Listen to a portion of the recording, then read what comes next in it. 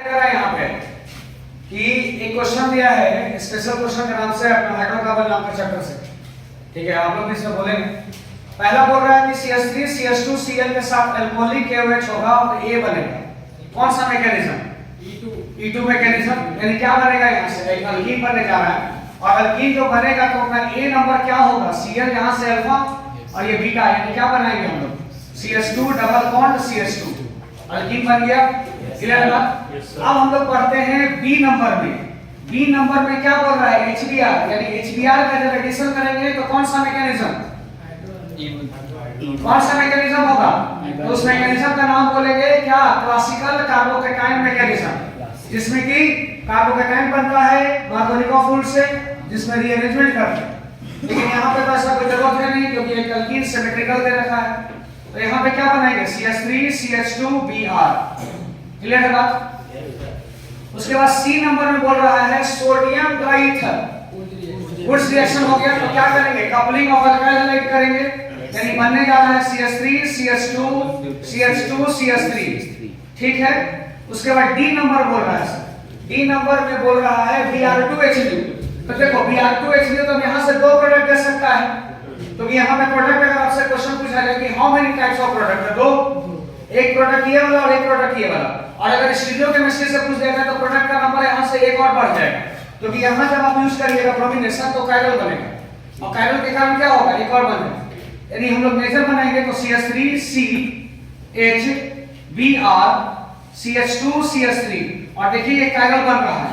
अगर number of product पूछेगा तो यहाँ पे कायरल के कारण क्या होगा? एक प्रोडक्ट हम लोग का बढ़ जाएगा, यानी दो प्रोडक्ट नंबर के क्या बोलेंगे? तीन प्रोडक्ट। ठीक। अब यहाँ के बाद हम लोग आ जाते हैं डी नंबर तक आ गया। डी नंबर से ई नंबर में जब हम लोग जा रहे हैं तो ई नंबर में बोल रहा है आपके पास अल्कोहलिक KOH। तो अल्कोहलिक KOH फिर से वही बात है, E2 एलिमिनेशन।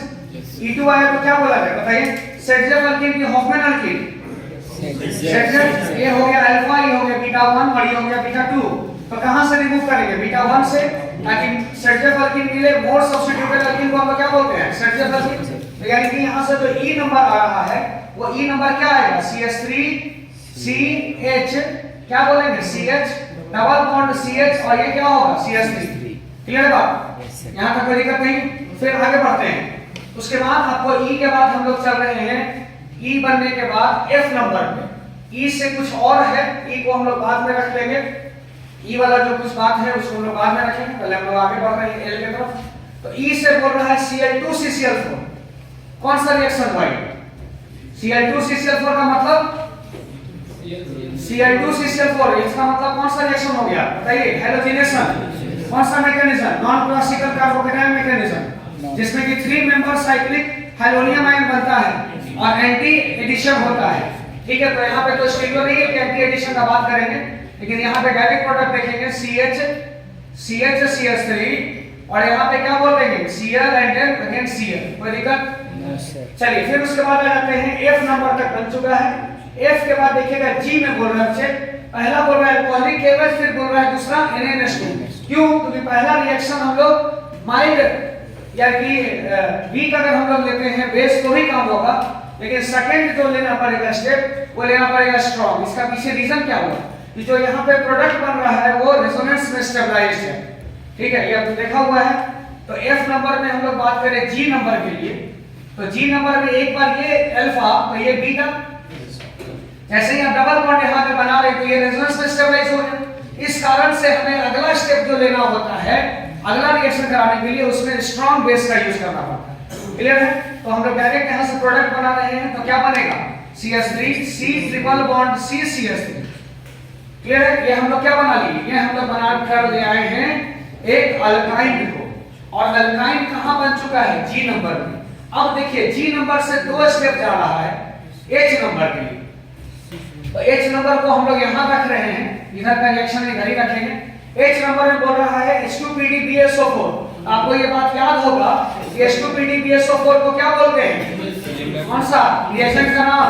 लिंडर्स कैटलिस्ट। लिंडर्स कैटलिस्ट क्या करता है? कौन सा अल्कीन बना देगा? सिस अल्कीन बना देगा सब। तो सिस अल्कीन बना दिए तो CH3 H और H सिस बन गया। उसके बाद आपको दे रहा है KMnO4 OH-, यानी कोल्ड अल्काइन KMnO4 बेयर्स लिए। ये क्या करेगा, सिन हाइड्रोक्सिलेशन करेगा। सिन हाइड्रोक्सिलेशन स्टीरियोकेमिस्ट्री के अकॉर्डिंग हम लोग पढ़ चुके हैं, CSE मतलब सिस के ऊपर सिन करेंगे तो इरिथ्रो बनेगा।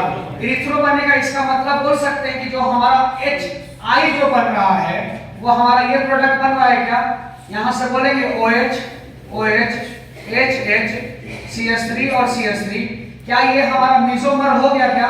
तो रिलेशन बोलेंगे यहाँ पे, जो स्टूडियो में क्वेश्चन पूछा गया है, तो I का रिलेशन क्या होगा, मेसोमर। क्लियर है? मेसोमर बताइए ऑप्टिकली एक्टिव कि इनएक्टिव? इनएक्टिव होगा। क्यों होगा भाई? Due to internal compensation. Clear है? एकदम ध्यान रखना है, सिमेट्री है ना। चलिए अब आगे बढ़ते हैं, J के तरफ। जब J की तरफ चलिएगा तो J क्या बोल रहा है, birch reagent. Sodium in presence of क्या है, लिक्विड अमोनियम, यानी बर्च रिएजेंट है। तो ये बर्च रिएजेंट क्या करेगा, बर्च रिएजेंट यहां से बना देगा ट्रांसअल्कीन, यानी ट्रांसअल्कीन जब बनाएंगे तो ये हो गया H और ये हो गया H।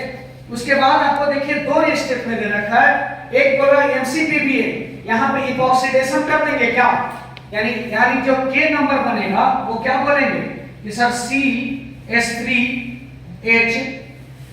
HCS3 और ये क्या बनेगा, इपॉक्साइड बनेगा। उसके बाद H+ वाटर अटैक करेगा तो कैसा एडिशन होगा, एंटी एडिशन होगा। तो यहां से प्रोडक्ट जो बना रहे हैं वो क्या बनेगा, वो प्रोडक्ट बनेगा CHCS3 OH, और मान लीजिए क्योंकि सिमेट्रिकल है तो कहीं भी अटैक हो सकता था, तो यहां से क्या बनेगा CH3H और OH 18। ये जो 18 आ रहा है वो किधर आएगा, इसी भी काम में आएगा। तो आपसे क्वेश्चन पूछा जा रहा है स्टीरियो के लिए, तो ट्रांस के ऊपर देख लीजिए, यहीं से बना देना है TST, क्योंकि सिन एडिशन नहीं हो रहा है, ये कैसा एडिशन होता है, ये होता है एंटी एडिशन। तो यहां लगाइएगा TRAM का फॉर्मूला, यानी क्या बनेगा, ट्रांस। तो ट्रांस बनना तो फिर इसमें भी क्वेश्चन क्या बनाएंगे, मेसोमर्स, यानी इसका भी रिलेशन जो बनेगा OH, और एक OH पे क्या आ जाएगा 18, और स्टीरियोकेमिस्ट्री के अकॉर्डिंग क्या नाम इसका भी बनेगा, मेसोमर। यानी ये हम लोग कहां तक आ गए, L तक कंप्लीट हो चुका। अब जो हम लोग का छोटा सा पार्ट यहां बचा हुआ है E से, E हम लोग का क्या बना हुआ था, E बना हुआ था एक अल्कीन।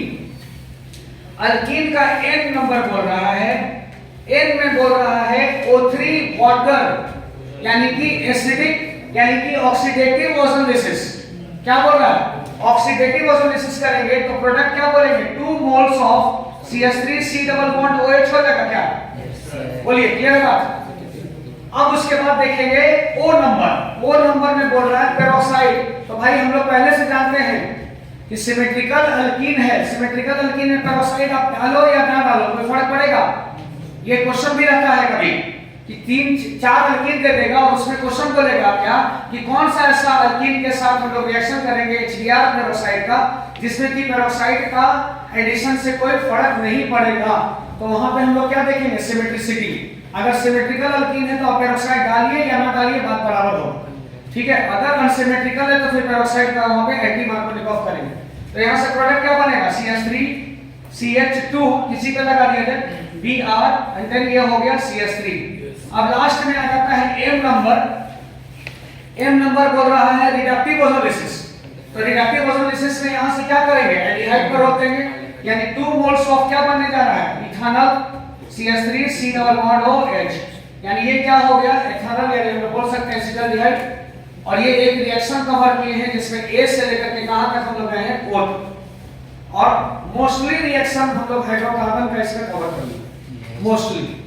फिर से किसी दिन हम लोग देख लेंगे तो और 4 बार बना लिया जैसा, तो पूरा हाइड्रोकार्बन कंप्लीट। इसी के जैसा अगला रिएक्शन जब हम लोग चैप्टर पढ़ लेंगे, चैप्टर के बाद हम लोग ये काम कर ले, ये हर बार ऐसे ही एक समरी कर दिया गया, ठीक है।